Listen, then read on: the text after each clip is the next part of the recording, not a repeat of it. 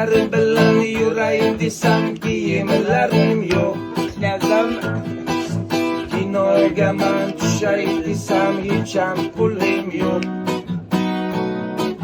Xumordan chiqay desam do'stlari to'rim yo'q. Ota onasi borlar qo'yib yurarlar, har xil import kiyimlarni kiyib yurarlar. Bizga o'xshagan bir cho'ralar har xil joylarda daydillik qilib yurarlar. Ey Xudojon aytgin menga o'zing san dekam, nega mening peshonam buncha sho'r ekan? Nega hayot shirin bo'lib menga ko'rinmas?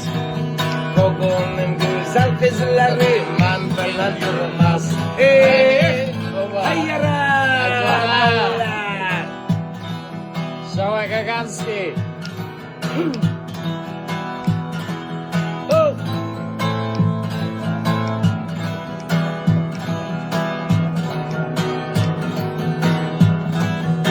Bagdazor nomli mikrorayonni Oba.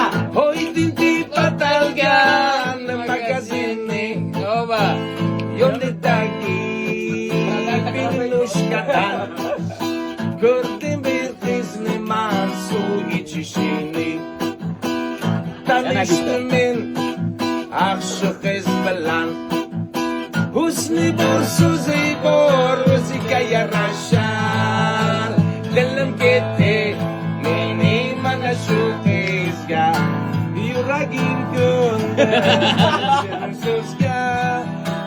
Dilim ketdi mening mana shu qizga, yuragim ko'ndi bir shirin so'zga. Kerak emas isofsatlaring, kerak emas hafsumbul sochlaring.